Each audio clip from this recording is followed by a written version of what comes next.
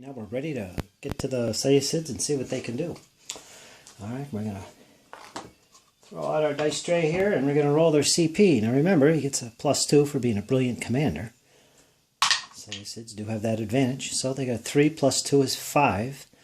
Halved and rounded up would be 3. So they're going to have a total of 3 CPs for the turn. That's pretty good.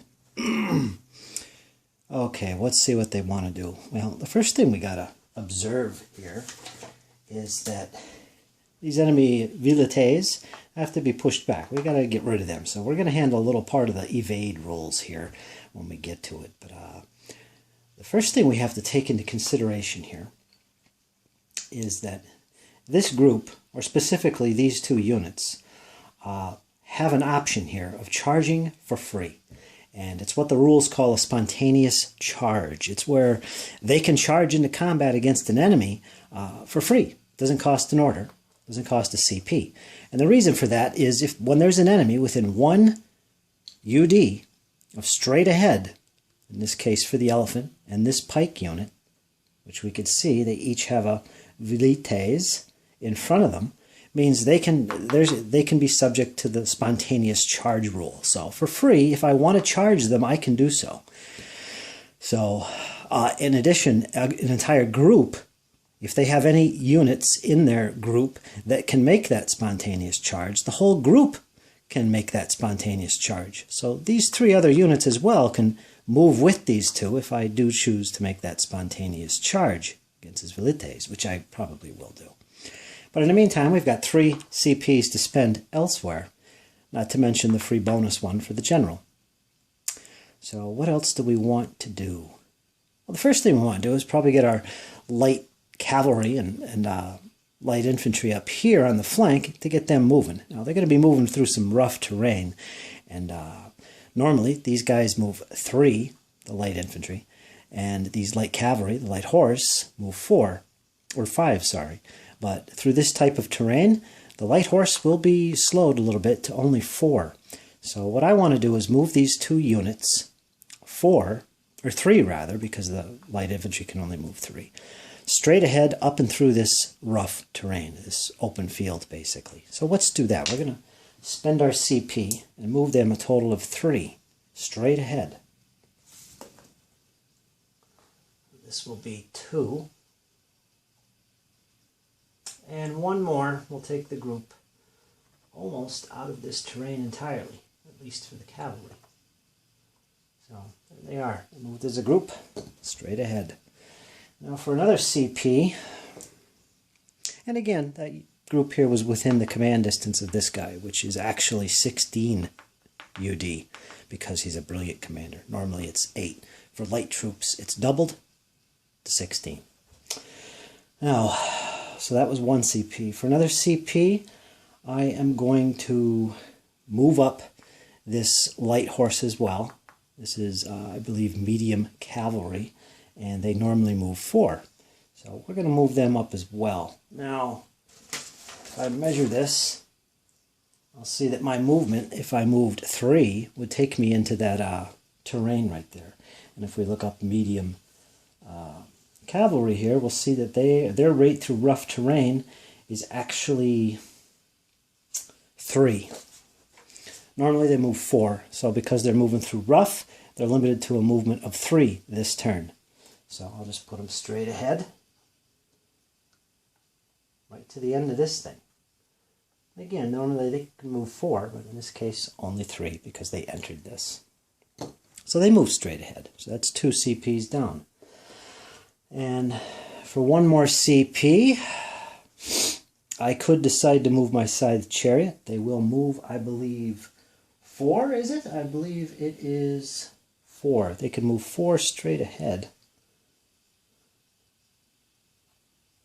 I don't think I want to do that. I think what I want to do is I want to kind of wheel them just a little bit, get them away from the light troops. So I'm going to wheel ever so slightly.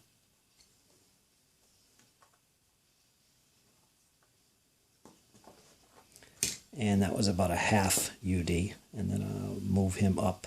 Now he has to move his full, or it's going to cost me an extra CP, because he's an unmaneuverable troop type.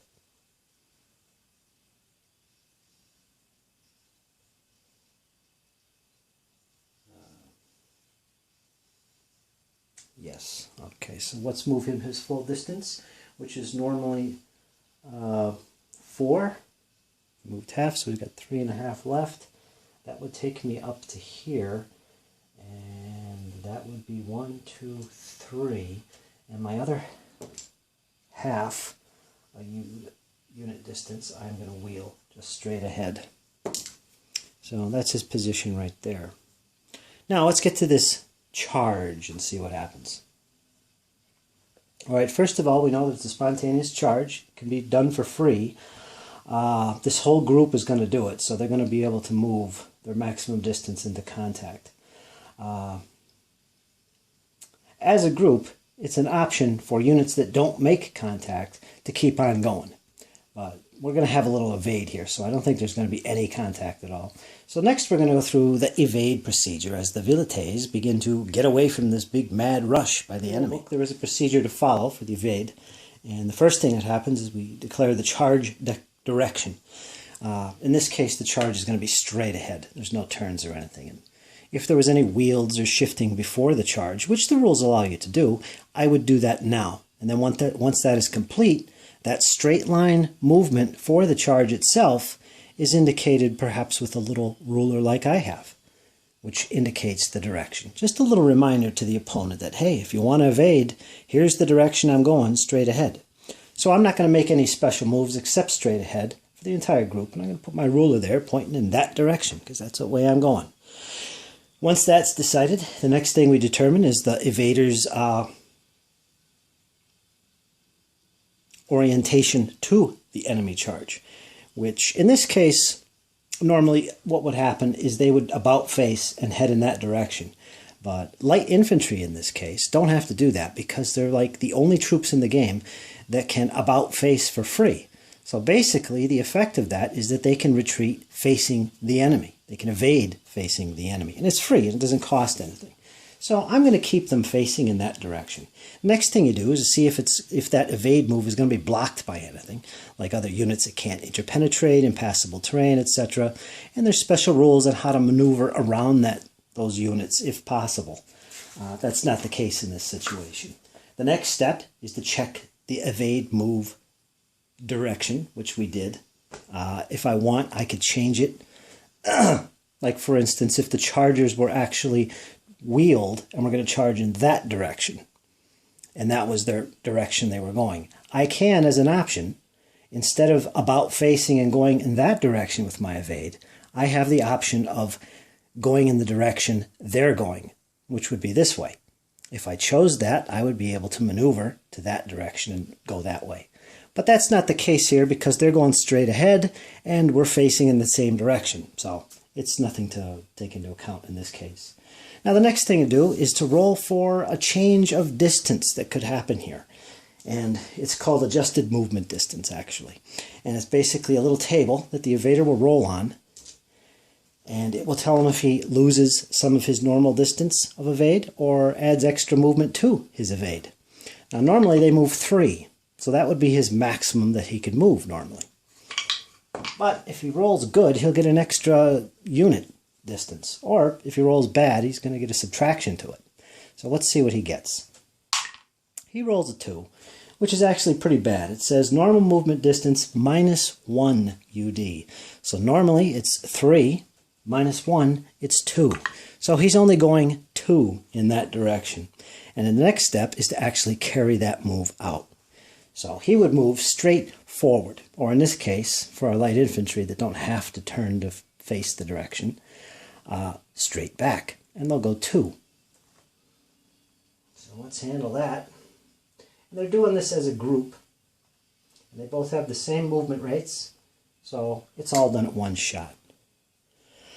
And there they are, they're done. Now, one of the drawbacks to evading is that you cannot shoot in the next shooting phase. So during the Seleucid shooting phase, these guys will not be able to shoot. Normally they would, but because they evaded, they can't.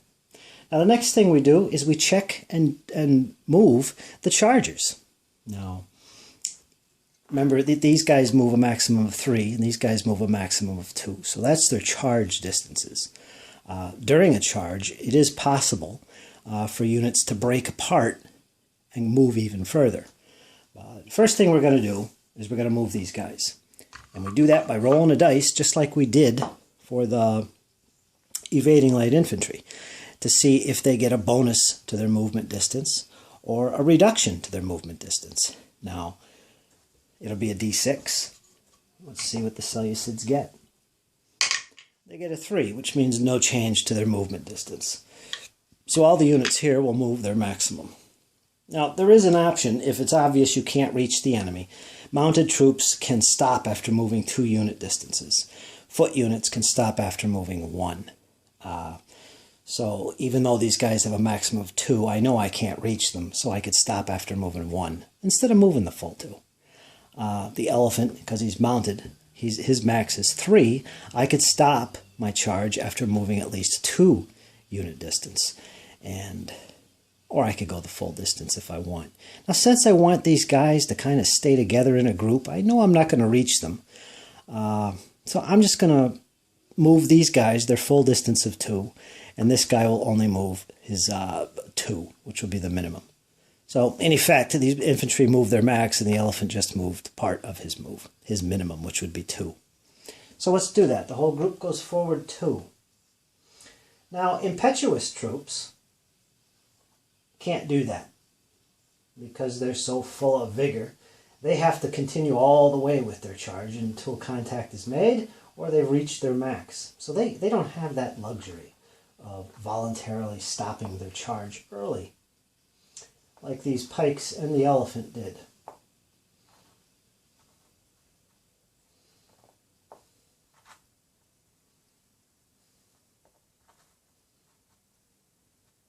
Now you would think that the elephant, because he didn't move his full distance forward, it would cost a CP extra. But that's something to think about, because I haven't really looked at that in the rules. I'll have to look at that. But because this is a spontaneous charge, and that elephant was part of that spontaneous charge, he doesn't have to move his full distance. And its spontaneous charge is free. I have to look into the rules on that. That might have actually cost CP to do that move, stopping early. But no, that's good enough as it is. It's a spontaneous charge. They stopped early. Their intent was to get into contact. They didn't. They pulled back. For our intents and purposes, that's good enough. And finally, he still has his CP that he can use on himself. And what he's going to do is he's just going to move a little bit forward to keep his troops in order. So he's going to go ahead too. And one thing you have to keep in mind is routes. When a unit loses its last cohesion point, it's routed, which is done at the end of that melee combat or shooting, whenever he took it. And what they do when they rout is you check immediately behind, directly behind the unit that's routing. The distance of 1 unit distance is considered the rout area. Like this would be right here. If this unit routed, this space in here, any friends in there will immediately take a cohesion hit. So you don't want, in this case, I don't want my general right up behind them, at least once the melee starts, in case one of my units routs. That would be painful for me because I would take an automatic cohesion hit on my general in that case. So I don't want him right up against them. This goes up here with this unit, by the way. Another thing to keep in mind is that cohesion hits like this can be rallied. They can be removed. And that's something that is done instead of moving. So this unit, for instance, whether he's in combat or a substantial distance away from the fighting, will be able to rally. And if successful, it's a die roll, he can remove a cohesion hit. So yeah, the chance of success is based on how far away from the commander you are. As well as if you're in combat. If you're in combat in a melee, it's not so easy. I think you need a 5+. If the commander is part of that unit, it can get a +1 to the roll. So yeah, so these cohesion hits aren't permanent. They can be gotten rid of. Okay, so that's that. And at this point, we're going to go into the shooting, which we can quickly look at and see that there's nothing to shoot. because nothing is within range. And these guys evaded, so they can't shoot. So there's no shooting in this player phase. We go right to close combat. Nothing is in contact, so there is no melee. And that will end another turn, which we would end by checking the victory conditions. Obviously, nobody's got any victory conditions. Or one, I should say. So we go to the next turn, and this will go back to the Romans. And this should be turn 3, I believe. Okay, folks, let's see what happens next. What can the Romans do?